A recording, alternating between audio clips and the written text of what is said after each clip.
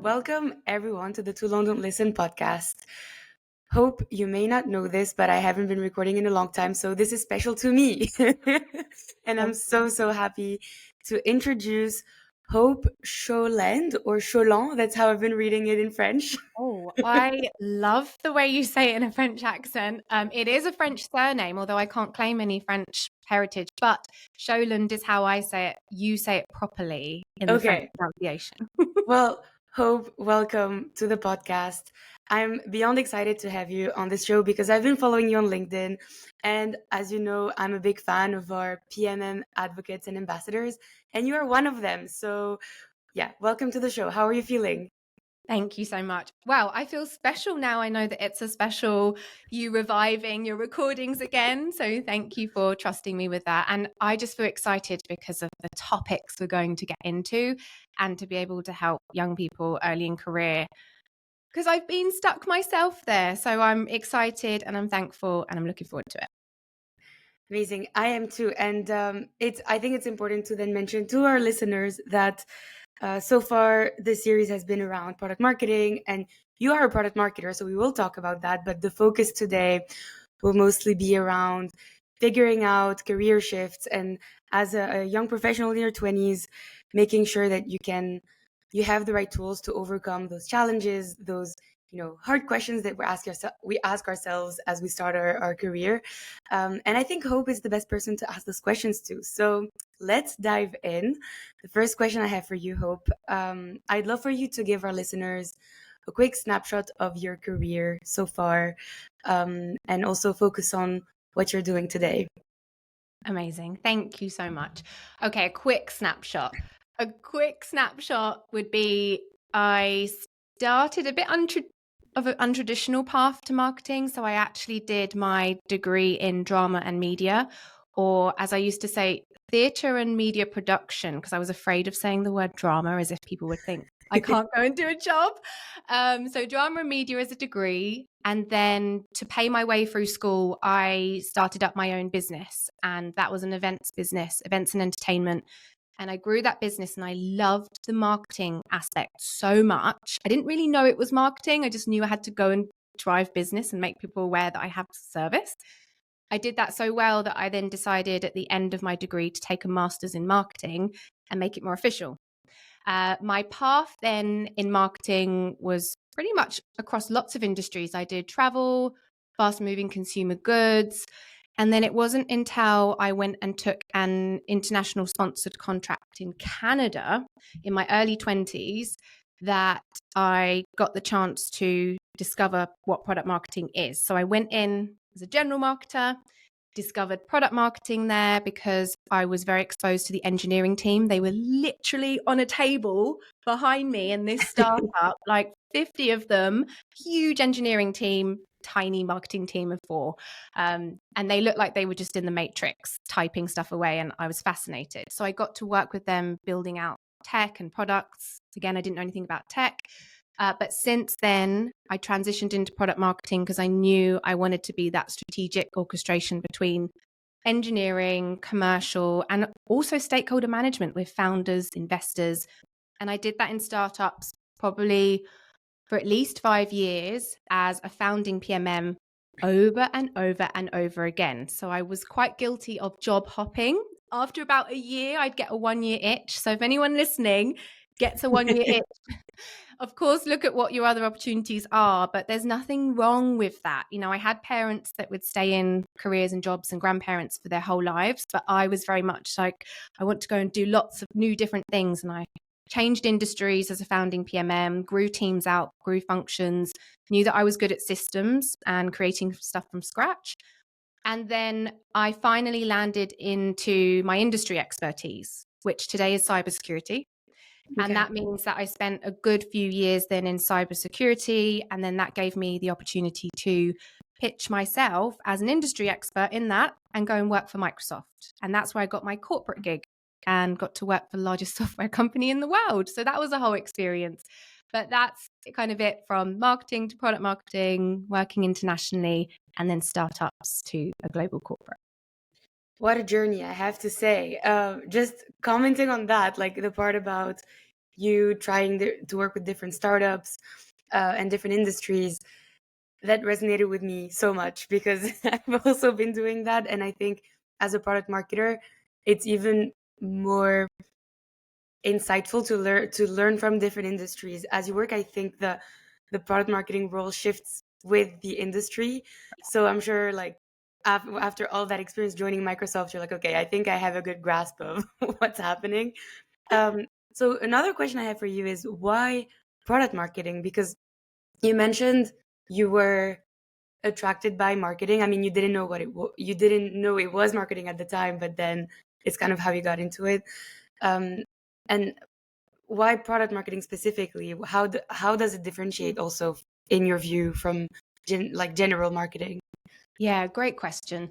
So, general marketing, as I came to understand it in my first role as a marketing coordinator, that was the title. Mm. I was coordinating between PR, right? PR, public relation teams. I was then working with ad agencies on digital marketing. Then I'd be creating a newsletter, and then I would be, going to a site to create a ad production in a studio. So I did love the variety. So I got really clear early on. I need to have lots of different projects. I love the variety, all being under one campaign, uh, one campaign, one initiative that it's moving towards. What was missing for me was when the product team would get together and make decisions about what we're going to build next. I felt that I had a really strong point of view. So I Okay. felt that in all the communications I'd done with customers, all the messaging I put out there, the way I've lived and breathed being that customer and brought them in towards us, I felt that my voice wasn't asked for or heard in marketing. It was kind of just we were told what to do by a founder or an investor. And product marketing for me is where you are that strategic orchestration of be our voice of the customer. Tell us using data and insights and qualitative interviews and really tell us that story of what's needed. Help us prioritize what we build and help us innovate and do something that's going to either help us upsell or cross sell or innovate to stay relevant so we can grow and scale. And I felt product marketing had that voice and that opportunity. Whereas in marketing, I was very much on the final execution Yeah. and I wasn't necessarily in that development phase. And in marketing, when I would serve sales teams or started to serve sales teams, I was working in a silo. Whereas a product marketer is there to enable, empower, coach, tell the story, help other people tell the story effectively. And I wanted some of that. So I found that complete shift would be from marketing into product marketing for me. So to summarize, more strategic, more variety, but with different functions and teams rather than different activities alone. And then, I think I also didn't know straight away it was product marketing. I can remember sitting at home on YouTube looking up what's the difference between a product manager and a product marketing manager and Classic. watching these videos like 10 years ago. And it was I can remember it as clear as it was yesterday. The video would be like, well, we've always had product managers and now product marketing managers are breaking away from this in the new year, in the new era, and they'll be focused on commercials. And this was before anyone knew what it was. So That's crazy. that for me is the difference. I really like that being in the decisions before they're actually going to market, which, as you know, in product marketing is go to market. So I loved that part. I love everything you're saying, Hope. I feel like this is such a great way to distinguish both because so I know I've spoken to Hati the Yeah. PMM. So she Good friend was of mine. yeah, I know you guys are friends. So I loved how she was comparing exactly like what you just said, like the fact that PMMs are more strategic and they have to advocate for that strategic side of the role, and not all PMMs get that difference between, you get to be part of the strategy and you can kind of push your luck and be part of strategic decisions because you have to be brought in early in the process. But unfortunately sometimes that doesn't happen and you have to kind of like fight for it and be Mm. a bit more aggressive as a PMM to be part of that process. But overall, I agree with you. That is the biggest difference, the strategy side of things. So speaking of that, I'm curious to know how. So now we're at the stage where Hope is a PMM and she's understanding the challenges of the role, and I'm sure you've been through a lot of them, and you can share a few if you wish. And I assume that what made you decide to start a coaching, kind of offer coaching services and help PMMs figure out their career path, and maybe also shifting from generic marketing to more specific product marketing. So can you tell me more about that? Like, how did you become a career coach, and how Yeah, is that going for you? yeah, of course. And thank you for asking. So, my own pivot, oh, I'd love to say it was graceful and well planned, but I think everything starts with a feeling and an Mhm. emotion. So, I got to the point in my career where I felt very established, very accomplished, to be honest, very confident, very well paid. And yet, for me, something was missing. And I recognized that the something was missing was I didn't feel excited and energized anymore. I would get lots of award and recognition and it would land, but I didn't really feel very happy about it. And to be honest, I got to the point where I started to feel bored. And so what I had to do was take responsibility, first of all. So I'm very good by default of going into sort of victim mode where it's like, oh, I'm fed up and things aren't what this isn't working. I don't know why. And it's just the way it is. And I have a job and a career that I've established and worked really hard to earn. So this is what it is. From that place, and I now know, especially as a certified coach, that I had to take responsibility to be the architect of my career at that point. And that was, first of all, to recognize that I always have choices. I'm Mm, always empowered to think about what's next. And that's where I had to put my focus. So I looked at what energizes me about product marketing and what doesn't. So I very quickly got clear on my whole career path to date. That snapshot I gave you at the start of this recording, it was all the people. From the event business, it was people. From theatre and media production, it was people. Product marketing, the way I shifted from the marketing execution to orchestrating between the people and the functions was the people. When I was really established at Microsoft as well, I got a lot of opportunities to be involved in very official, quite intensive mentoring programs. And I can't explain it, but well, I can explain it. After every mentoring call, I'd finish that call and I would feel really happy, really excited, really energized. So my body's telling me before my mind has any idea what it's supposed to be. But I could do 10 strategic business calls and just feel tired. So when I would finish loads of mentoring calls, I felt energized. So first mm, listen to what energizes you versus drains you. And it can change over time. And for me, I was no longer energized by what had worked for me for 10 years. So when I looked at the mentoring energy, there are pathways where you can combine your experience and expertise with guiding and empowering others. And that's very American to me, but coaching was something I thought, no, that's not a real job. That's just something people say. You can't actually make money. It's not a real thing. And what I did was, again, took responsibility to just explore and discover. So I found the International Coaching Federation. I took part in a lot of official programs, did my exams, written, I was monitored, I was tested, I had to accumulate hours, and then you pass all the exams and you're a certified coach with the International Federation.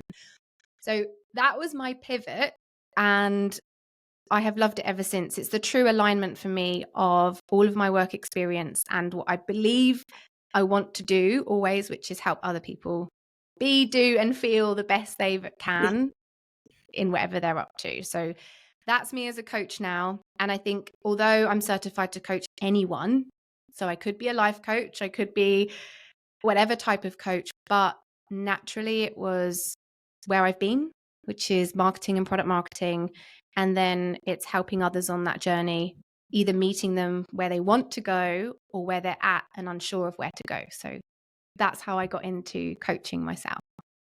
And you're still coaching right now, because everything you're about to share will be helping the listeners and people who want to seek for advice, and also feel inspired, because I think your journey is extremely inspiring. That every time you're, what you said about, it starts with a feeling and an emotion, that is so important, because we don't listen to our gut enough. I feel like sometimes we think, no, I have to stay in this job even if I'm unhappy. I'm still paying my bills and it's okay. I got it. But no, it's okay to acknowledge that you're not okay and that Yeah, it's time to make, a decision to shift or to choose a path that energizes you, exactly like you said. So okay, I'm so perfect. curious about this journey of yours, Okay. and I do have a few questions that I'd say would be me putting myself in the shoes of the listeners, Mm. but also it's also me asking you questions about career.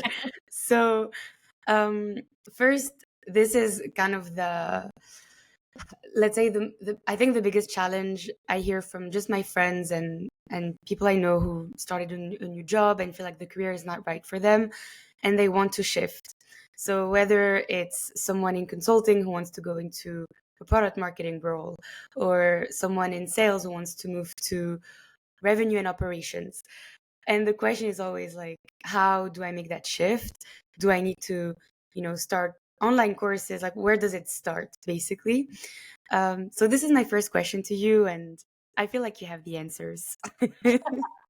No pressure then whatsoever. Um, yeah, so I think I what I actually did is I started from what is unique about my story for this shift. So I can remember my first shift at university, coming from a drama and media degree. I had to apply for a master's in marketing, and it was very unlikely, I was told by a tutor, that I would get it because I don't have any background. Like, I haven't done business, I haven't done any of the traditional routes. And so I had to do an application. And I started with, what have I done that will make me stand out from all the business students who are applying for masters, because there's limited spaces in marketing. So I sat with it and realized, I've created a business. Okay. I've gone and hustled and created a business, and it has acquired clients, both new and repeated clients. So I need to put that as my best foot forward. And it will stand out because it's not traditional. Not, I don't tick all the boxes, so I have less chances. I come from, first of all, what is unique about me that will make me stand out because I don't fit the boxes? Mm, It's completely opposite, Sender, to how we've all been told to go and apply for jobs. People immediately look at all the descriptions and decide whether or not to apply. I came from, right, here's my application, here's all my business experience I've had. I have grown a business, started it, founded it. I can tell you about profit and loss, even though I don't have a business degree. I can tell you about retention and hiring strategies for my part-time people, even though I haven't done accounting or any of that. And I can tell you about growth. So I did all of that and I got that piece. So that's like a first example of a pivot and change for me. Another one would be, I mentioned earlier, I went and worked in Canada on a sponsored contract abroad. My chances of getting this were almost zero. I tell you why. One, I didn't have the right to live and work in Canada because I was from the UK and you can stay for up to 6 months as a visitor, right? Two, I didn't speak a word of French. And we established this in the intro. And you had to speak French Quebec to work in Montreal, which is where I was based, right? So I had no chances. And I kept doing all these applications in a traditional way. And all I would get was rejections. No, no, no, no, no, nothing. So again, I come back to that advice. What is unique about you that you have that you can go and pitch? And I tell you, I went back to my business again. So first of all, I built my CV out with all of that, not just my degree. I built my CV out of my business. And then the other thing I did was I created them a business plan from what I could find online. And ooh, this took me a couple of days, but I was like, I've had so many rejections. I've got to do it differently. So I sent the business plan in the post. I didn't do the online application. I sent it in the post, all laminated. It was beautiful. And it had like a competitive landscape evaluation, a business plan, and what I would do for their marketing if they hired me. And I'd identified strategically that they were an American native company set up in Canada. So I could be a native English speaker, right? I did that. I got the call and they were like, we want you to come in. And I came in with a presentation that was like a condensed version of my printout. I presented because I know I'm a strong speaker and storyteller. So again, I used my skill back to me, not what they're looking for, because that was a lot of skills I didn't have yet. I didn't have their experience they wanted. And so I brought more of me, more of Hope, what I could do. And I got that job. And I worked my way up to director from marketing coordinator. It's on my LinkedIn. You can all see it there. And but what I'm saying is, don't start with trying to fit into the boxes, right? The market right now is so competitive, so competitive for PMMs and for anyone because of Yeah. the state of the job. It's an employer's market right now. So what is unique to you? And start there. Not what are you missing? What is unique to you that you can leverage? I'd say you've got to start there. You've got to think outside the box with it and have some Yeah. fun with it. People will see you light up and they'll be drawn to you if you're having fun with it as well. Wow, that story of you preparing the whole like business plan, I'm still there. Like that is crazy. I mean, not crazy as in I can't believe you did that, but it's it's great that you did it actually. It's very like it shows the ambition, the drive, and that Mm. you're not afraid to show what you think and how you would approach the problem you think they have. So I honestly I think that is a great advice to anyone listening that if you like identifying what is unique to you is one thing, but acting on it and being proactive, you know Yeah. what you said about your public speaking skills, like that's your strength, but also you knew that you had a vision and you weren't afraid to send it to the post, like that is wow. I love that story. um, One thing, so this is one advice I heard when it comes to applying as well, is that CVs, just sending your CV and doing the regular application doesn't work anymore. Yeah. So you have to stand out, reaching out to the CEO directly on LinkedIn with like a Loom video explaining how you would change things. Like, how do you feel about those things? Would you encourage people to do that, or do you think it's maybe too much, or should we go there because it's very competitive and we need to stand out? Yeah, what do you think? Yeah. Okay. What I think is that there are a number of applications that you'll make where, again, coming back to a feeling, there'll be some that you think, okay, this is an okay fit for me and it's something I want to do because in my head, I want to do 3 applications a week. Okay. And I get it. But there will be those job applications you read and you're like, this is what I want. This is exactly what I want. And I call those with clients your tier 1. Yeah. They are the ones where I do think you go above and beyond.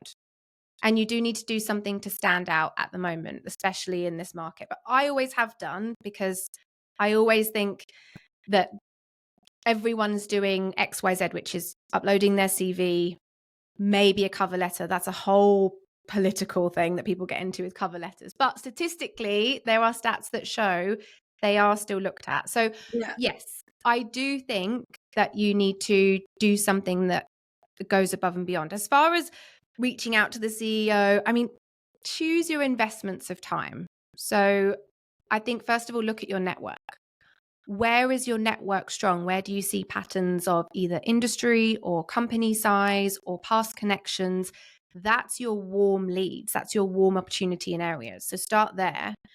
Then I would look at within those networks, what themes or contacts have I got that could be a referral or an introduction for me? The very last thing, the last thing on a search strategy is then the execution. So Mm. yeah, a CV is stage 1 at this point, and you don't want to go in at stage 1. You want to be more than that. So do your cover letters. I personally will also always tick that box that says, is there anything else you want to add or attach? I'll either do a portfolio or a talking head video on PowerPoint, and you can recycle these if you make them generic enough. Yeah. So I think you always have to go and do something else and think about having something that's kind of evergreen that you can recycle so you can also protect your own energy. But I do think you need to go above and beyond and do something. And I've always been underqualified for every role I have ever applied for. So I will always do something that makes me unique and shine and goes above and beyond in my application. Because also the right employer that I want to work for is someone who hires based on tenacity, resourcefulness, proactiveness, and will therefore, I know, help guide and empower me, because they're not looking for a tick box. They're looking for who went above and beyond. Yeah. Right. And if you want to start with something simple in product marketing, is your CV just a black and white text-based CV, or does it look like a product data sheet? Why don't you start there? So my CV for the last over half a decade has looked like a product data sheet. And I've Oh, had so wow. many compliments on that, including it's the same CV I used for Microsoft as well. And I've heard people panic and say, no, the bots don't read it that way, and it needs to be black and white to be professional. And I have had time and time again hiring managers in my career say to me, I couldn't believe that your whole CV looked like a really nice data sheet and it was so readable. And that tells me you can do this. It was already stood out. So listen to that. And I'm telling you that without you having to do it the hard way. Oh my God, I want to see your CV. Sure. That's such an original way of doing it. Like, yeah. And again, another tip, like finding ways to stand out is it's really hard. It's really hard. But when you use your creativity and also when you take risks, I think it's not being afraid to not follow the rules, and trying something different and seeing if it works. I like that. And I you have don't lose another if it question. doesn't work. Sorry? You don't lose if it doesn't work. So if it worked, you gained. If it didn't, Yeah. you didn't lose. So Yeah, think that's about true. that. It's that, just, do it anyway and let the result be the decider and not your anticipation of it. Speaking of losing, here's a nice transition. Okay. So I have a question for you that is a little it's more about like the emotions and the fears of failure. So I hear from a lot of people around me, and myself included, by the way, that um in especially late 20s, we get very anxious about things not going well or not going the way we think they would go, and we panic all the time, and we're afraid of a failure, whether it's the fear of being of getting fired one day with all the tech layoffs. Like, there's been a lot of things also happening lately that make you wonder, okay, am I next? But there's also the fear of failure when it comes to um, as a product marketer, not finding your impact, or feeling you're always questioning yourself and questioning whether you're doing the right thing, or if people on your team are appreciative of your work, and if your work is actually valuable. And then you go into that loop and you're spiraling, right? So my question to you is, what would you advise young professionals with on overcoming this fear of failure and not letting it get to you and affect your performance? Yeah, that's a really great question, a really nice question. So I think the first thing I want all of you to anchor on is that everyone's afraid. So Senda, thank you for saying, even for me, as you were asking the question. So for you, for anyone afraid, and for myself, I'll include myself in that. I call it acts of bravery, and I think I have to do one, probably a few a month, where I have to be brave and do something I'm afraid of. So this week, for example, I did one of my first live open public workshops online, free for anyone to attend. And it was all around career and confidence and what you can do in the workplace to stand out. And I was afraid. All the experience I've got behind me, all the credibility, I was afraid. And it's those things you say about spiraling. What if no one turns up? What if nobody likes it? What if no one wants to hear from me? What if they hear from me and think what I've said doesn't make sense, right? All of that stuff. And then I have to, again, decide, well, okay, there's got to be an element of trust and try here. So you said about what are the feelings with this? The feelings are trust and try. Everything I've trust and tried, if I have failed, and I have failed at many things, I take the feedback first. And then from that state, I'm empowered to be the architect of my career, because whatever the feedback of that failure is, whether someone said it to me, or I think about what can I learn from this failure, or what have I seen from the people that didn't fail that I didn't do? What did they do differently, right? I then empower myself to go for the next thing and do things differently and continue to take risks. So one big failure I'll share that always stands out to me on this kind of conversation is applying for a product marketing role after I left my first Canadian role, and I wanted to go for another one instead of going back to the UK. And I remember going through a couple of stages and then getting to the decision maker. And he gave me some time. And then he said to me, listen, he said, and this was when I was trying to transition into product marketing, right? And he said to me, it's not going to work. And his words were, don't ever apply for a product marketing role again. Wow. Yeah. The audacity. Well, What? that's if we park his audacity for a moment, right? That was the feedback. And so to me, it was, ouch, I failed. And oh, how embarrassing that I put myself out there and thought I could do product marketing from the generic marketing I've done so far. And who am I? And I went into the spiral. Yeah. And yeah, of course, I'm emotional, I'm human, and I went into all of that. However, it took a lot of time on my flight home and reflection and all the rest of it. And I actually got really clear that I'd gone and applied myself into an industry that I didn't know anything about. So I hadn't been strategic with my what's unique about me, what can I kind of pitch and elevate myself on. And so I re-strategized. And I am very determined as a person. I was also a single mother of twins at the time, twin babies who were 2 years old. So I'm very resilient, and naturally I have to be. But I remember going back to the drawing board and deciding, okay, this failure was feedback. And I asked for written feedback of what exactly the decision came down to. I took those pieces of information and I made sure that first I upskilled on some of the things I was told I was missing. And second, I strategically pivoted towards industries I was more experienced in, that I could talk to better in an interview. And I got my next product marketing role when I got back to the UK. But there was a moment of that failure. It felt like, oh no, and embarrassment and worry. But listen, I failed time and time and time again at things after that. And you've just got to pick yourself up and do it again, but don't just do the same thing.